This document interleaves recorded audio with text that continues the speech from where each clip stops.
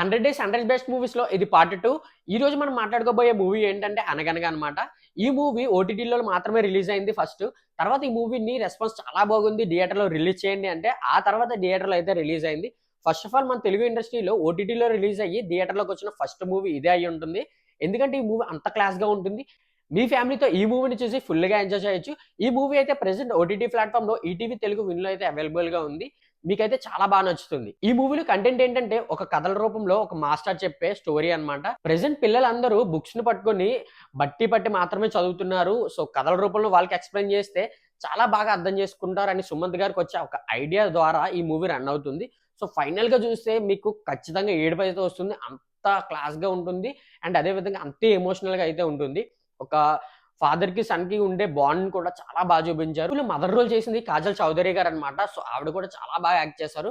Screen స్పేస్‌లో ఉన్నది చాలా మంది తక్కువ యాక్టర్సే అయినా సరే, చాలా చక్కగా వాడారని అయితే నాకనిపించింది.